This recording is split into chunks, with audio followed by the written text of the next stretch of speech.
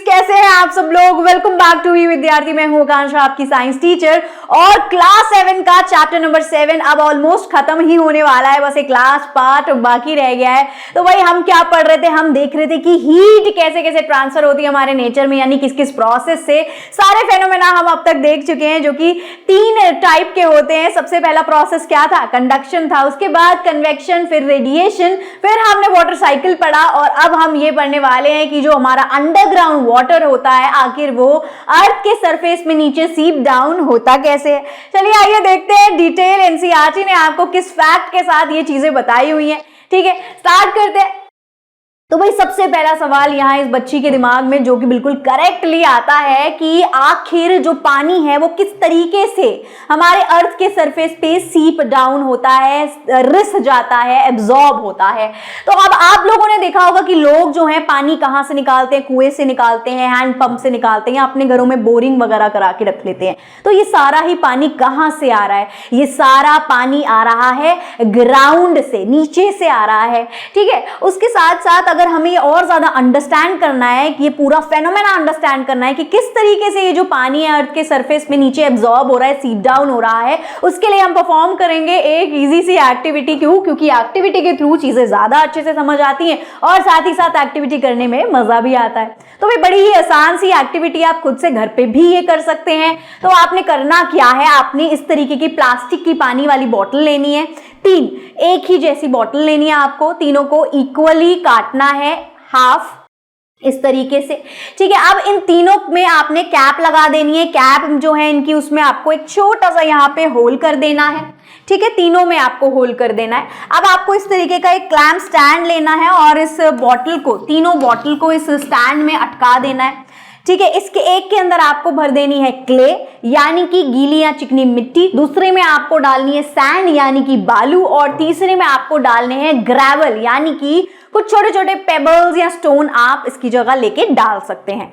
अब आपने करना क्या है, नीचे आपको ये मेजरिंग सिलेंडर ले लेना है। मेजरिंग सिलेंडर क्या होगा, उससे आसानी होगी मेजर करने के लिए, नहीं तो आप कोई जार या बीकर भी ले सकते हैं 200 ml तक का। अब आपको ये बीकर तीनों के नीचे लगा देना है। अब तीनों में इक्वल लेवल में पानी भर देना है।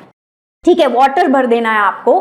और अब करना क्या है, वही करना है हमेशा की तरह, ऑब्जर्व करना है और प्रिडिक्ट करना है। तो बेसिकली आपको प्रिडिक्ट करना है कि कितना अमाउंट ऑफ वाटर जो है फ्लो हो रहा है out of each bottle. Her bottle में से कितना अमाउंट ऑफ वाटर जो है धीरे धीरे फ्लो हो रहा है। मतलब किसी में ड्रॉप बाय ड्रॉप हो रहा होगा और ड्रॉप बहुत धीरे धीरे गिर रही होगी, किसी में जल्दी जल्दी गिरी होगी। इस तरीके से पहले आप इसको थोड़ा सा प्रिडिक्ट करें, फिर ऑब्जर्व भी करें कि भाई एक्चुअल कैसा हो रहा है, मुझे क्या लग रहा है और अब एक्चुअल क्या हो रहा है। अब आपको 20 मिनट तक या 10 मिनट तक, मान लो चलो 10 मिनट तक आपको ये सारा पानी जो है अच्छे से कलेक्ट होने देना है। और 10 मिनट के बाद आपको देखना है क्या कि किस में कितना पानी का लेवल है।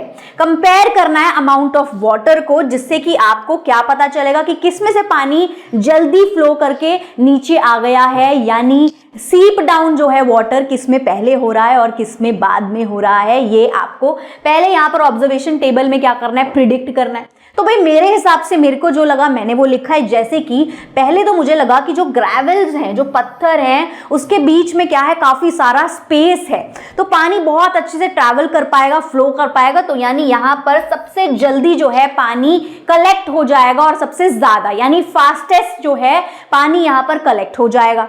सेकेंड नंबर पे जो बालू वाला हमारा बॉटल है, बालू वाली जो बॉटल है, सैंड वाली, वहां पर आ जाएगा। और फिर जो क्ले है उसमें पानी को रास्ता बनाने में काफी ज्यादा क्या लगेगा, स्पेस, उसमें स्पेस नहीं है बिल्कुल भी, तो टाइम लगेगा, है ना। तो इस वजह से यहाँ पर सबसे कम पानी जो है 10 मिनट में कलेक्ट होगा और काफी धीरे धीरे होगा। ये मैंने प्रिडिक्ट किया। और अब मैं ऑब्जर्व क्या कर रही हूँ वो मैं इधर लिखूंगी। तो भाई ऑब्जर्व मैंने क्या किया है कि सबसे फास्टेस्ट जो है ग्रेवल में हो रहा है, उससे कम जो है स्लो किस में हो रहा है, सैंड में हो रहा है, और सबसे कम जो है वाटर कलेक्ट, जो सीपेज हो रहा है पानी का बेसिकली, यानी कि जो पानी रिस के नीचे जा रहा है वो सबसे कम यहाँ यानी कि किसमें, क्ले में जा रहा है। सो इसी के साथ साथ ये तो भैया हमारी सीपेज ऑफ वाटर को लेके प्रिडिक्शन और ऑब्जर्वेशन हो गई। ठीक है, तो हमने बेसिकली क्या सीखा यहाँ से, जो वाटर है, जो पानी है, वो नीचे रिस रहा है फास्टेस्ट ग्रेवल के थ्रू, उससे थोड़ा धीरे सैंड में, और सबसे ज्यादा स्लो जो है क्ले में ऐसा हो रहा है। ऐसा क्यों हो रहा है? क्योंकि देखो ग्रेवल्स में देखो कितना ओपन स्पेस है, इजीली पानी यहां से फ्लो करके नीचे ट्रैवल कर पा रहा है, इसलिए नीचे जल्दी चला गया, है ना, उसको जगह मिल रही है, फटाफट फटाफट उसने जगह बनाई और जल्दी से नीचे चला गया। अब कंपैरेटिवली देखो, अगर सॉइल वगैरह आ रही है बीच में, सैंड आप डाल दो, क्ले डाल लो, सॉइल डाल लो, इस तरीके का कोई सरफेस है, तो देखो यहाँ स्पेस कितना कम, बड़ी मुश्किल से जो है पानी आराम आराम से अपनी जगह बनाते हुए नीचे जाएगा, यानी यहाँ पर पानी को मिलेगा, क्या लगेगा, टाइम लगेगा, है ना। सो यही रीजन है बस यहाँ पर, because gravel has wider spaces between particles allowing easier water flow. So this process, ये जो प्रोसेस होता है, जो पानी का नीचे रिस जाना, सरफेस के नीचे जाना, सरफेस के नीचे जाना, रिसना, इस प्रोसेस को ही इनफिल्ट्रेशन बोलते हैं। ये कब होता है? ठीक है, occurs when surface water seeps through soil, जब एक सरफेस के ऊपर पानी पड़ा हुआ है और वो धीरे धीरे नीचे जा रहा है थ्रू सॉइल या रॉक्स, तो सॉइल और रॉक्स मोर रेडिली स्पेसेस, और जल्दी जल्दी कब जाएगा? अगर उतना ही तेजी से पानी जो है नीचे सीप डाउन होने लगेगा, जितना ज्यादा उसको स्पेस मिलेगा, जितना वाइडर स्पेस मिलेगा, जितना ओपन होगा और साथ ही साथ इंटरकनेक्टेड होगा। ठीक है, अब इसी के साथ एक टर्म थी जो मैंने पिछली वाली वीडियो में यूज करी थी, परकोलेशन। अब आपको लग रहा होगा परकोलेशन और इनफिल्ट्रेशन क्या सेम चीज है? तो मैं बता दूं कि ये सेम चीज नहीं है। फॉर द नॉलेज मैं आपको ये चीज बता रही हूं, आपको बहुत ज्यादा डिटेल में नहीं जाना है, ये लर्न नहीं करना है। ठीक है, आपको सिर्फ इनफिल्ट्रेशन के बारे में पता होना चाहिए, लेकिन क्योंकि मैंने वो टर्म आपको बताया तो मैं आपको दोनों में डिफरेंस क्या है ये क्लियर करने के लिए एक छोटा सा डिफरेंस जो है आपको बता देती हूँ। चलिए देखते हैं यहाँ क्या है। अब देखिए इनफिल्ट्रेशन क्या होता है। इनफिल्ट्रेशन एक ऐसा प्रोसेस होता है जब अब बारिश आई, लैंड पे पानी इकट्ठा हो गया, जो रोड है रोड पे पानी इकट्ठा हो गया, या मिट्टी जो है पानी इकट्ठा हो गया, अब वो धीरे धीरे जैसे ऊपर से नीचे जाने लग गया, यानी ऊपर का जब सरफेस सूख गया और जैसे ही वो नीचे चला गया, तो ये प्रोसेस होता है बेटा इनफिल्ट्रेशन।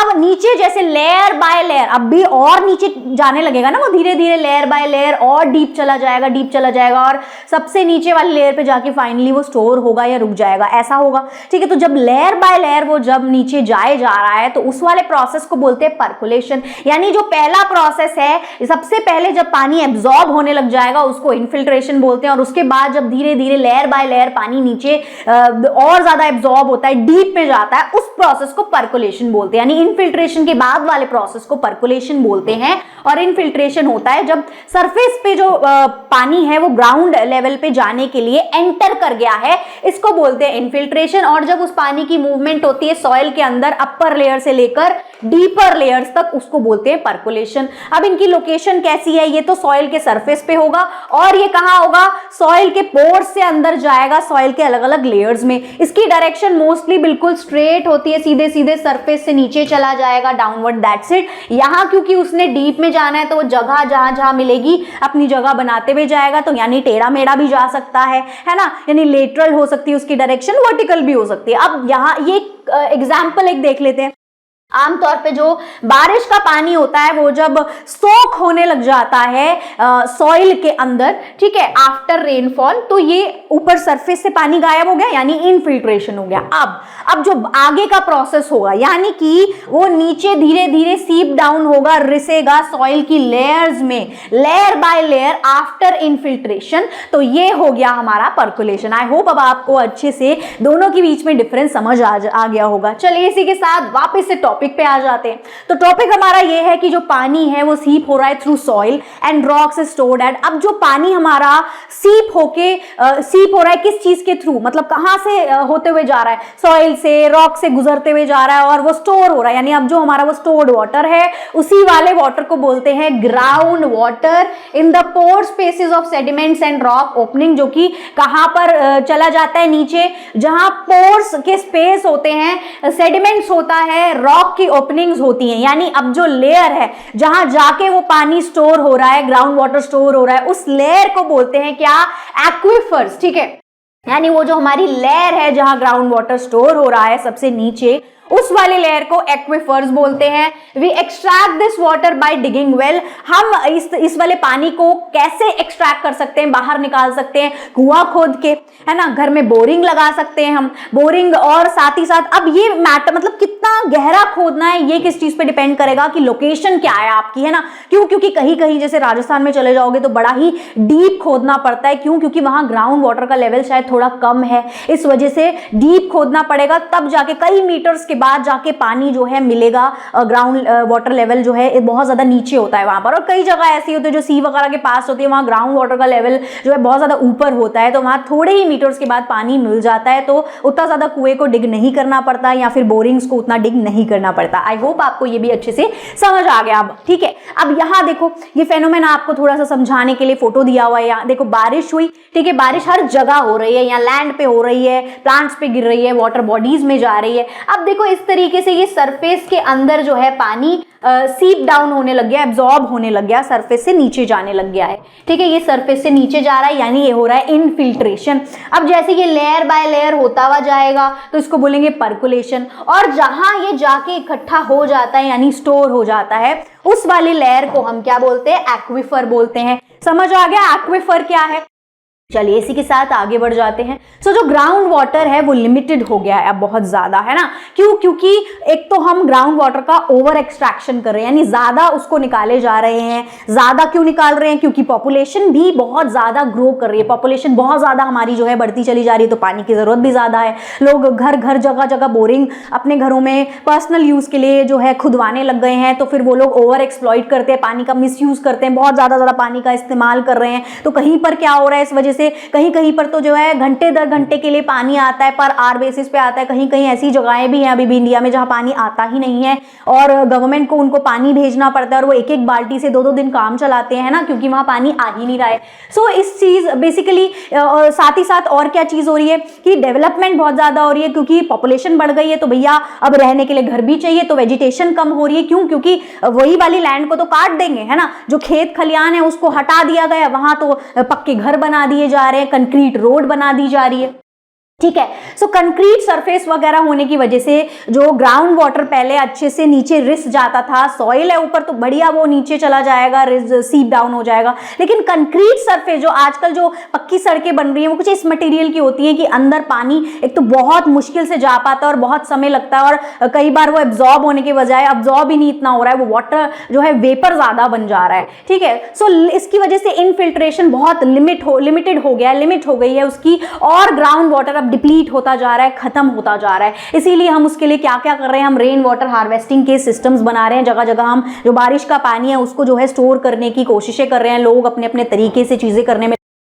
रिचार्ज पिट्स हेल्प रेप्लेनिश, इसकी वजह से क्या होता है कि जो हमारा ये वाला पानी है वो रेप्लेनिश हो रहा है, ठीक है। ग्राउंड वाटर से ही तो वो रेप्लेनिश हो रहा था बेसिकली। अब जब ग्राउंड वाटर खुद से स्टोर नहीं हो पा रहा तो हम ही रेन वाटर को जो है सेव करके रखने की कोशिश कर रहे हैं और अपनी वाटर साइकिल को सपोर्ट करने की कोशिश कर रहे हैं। और हम चाह रहे हैं कि भैया जो ग्राउंड वाटर है वो बचा रहे और आगे की जनरेशन जो फ्यूचर जनरेशन है उसको भी वो ग्राउंड वाटर मिल पाए। चलिए इसी के साथ आगे देखते हैं। अब जो पानी की कमी हो गई है, ठीक है, उस वजह से क्या हो रहा है? लाइफ बड़ी डिफिकल्ट हो रही है। तो बहुत सारी ऐसी जगहें हैं जहां पर लोगों ने, इंडिया है, जुगाड़ कर लिया है, डेवलप कर लिया अलग अलग टेक्निक्स, डिफरेंट तरीके कुछ बढ़िया से, जिससे पानी जो है वो लोग कंजर्व कर पाते हैं। एग्जाम्पल जैसे कि लद्दाख है, वहां बहुत ज्यादा ठंड पड़ती है, कड़ाके वाली एकदम सर्दी पड़ती है बहुत जबरदस्त वाली, तो भाई वहां तो बर्फ होती है, बहुत कड़ाके की ठंड पड़ती है। अब वहां क्या होता है कि जब स्प्रिंग सीजन आता है तो जो वहां की स्ट्रीम्स होती हैं वो ना काफी ज्यादा सूख जाती हैं। तो अब क्योंकि जो बर्फ के बड़े बड़े पहाड़ हैं होते ज्यादा इस तरीके से स्ट्रांग और ऐसे होते हैं कि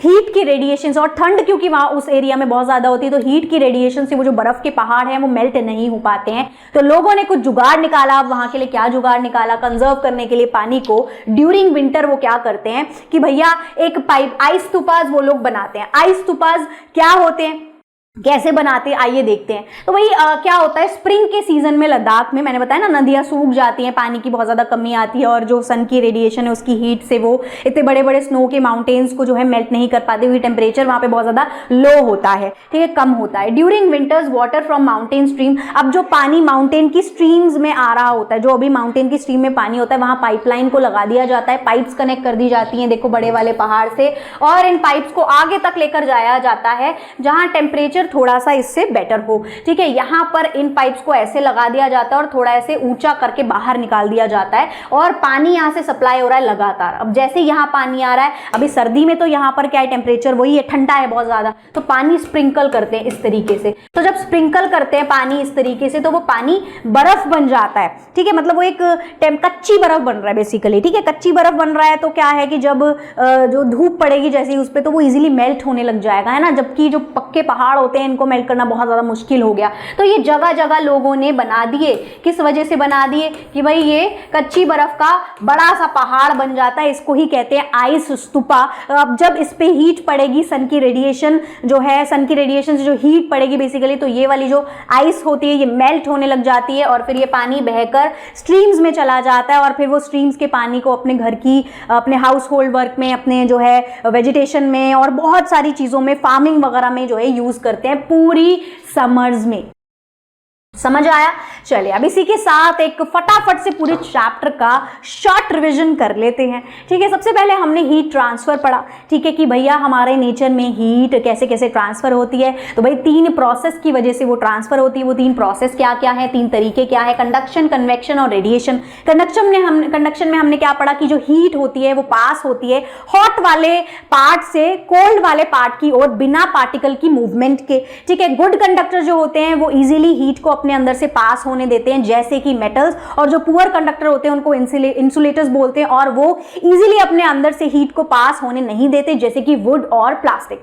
अब जो सॉलिड्स होते हैं वहां पर हीट मूव करती है बाय कंडक्शन। सिर्फ सॉलिड में कंडक्शन के थ्रू जो है हीट ट्रांसफर होती है, बेसिकली मूव करती है। अब इसी के साथ अगर हम लिक्विड्स और गैस की बात करें तो भैया यहाँ जो प्रोसेस यूज होता है जिसके थ्रू हीट ट्रांसफर होती है वो प्रोसेस होता है कन्वेक्शन, और यहाँ पर पार्टिकल्स का मूवमेंट भी होता है एयर और वाटर में। एग्जाम्पल लैंड और सी ब्रीज इसका एक बहुत बड़ा एग्जाम्पल है, जो एक नेचुरल फेनोमेना है जो बेसिकली इसी पे बना हुआ है ना। इससे हम बहुत अच्छे से समझ पाए कि कन्वेक्शन क्या होता है। अब रेडिएशन की बात करें अगर हम, तो रेडिएशन क्या होती है, जो एक गर्मी, एक हीट हमें महसूस होती है सन की वजह से। जो सन हमें एक अपनी गर्माई दे रहा है, एक रेडिएशन दे रहा है अर्थ तक, विदाउट एनी मीडियम, बिना किसी मीडियम के ये रेडिएशन, जो ये हीट है हम तक आती है और इसी को रेडिएशन बोलते हैं। हर ऑब्जेक्ट जो है गिव और टेक करता है हीट बाय रेडिएशन। सो अब जो कंडक्शन और कन्वेक्शन है उसको तो एक मीडियम की जरूरत थी, है ना, जैसे कि सॉलिड, लिक्विड, गैस, जबकि जो रेडिएशन था उसको किसी भी मीडियम की जरूरत नहीं होती है।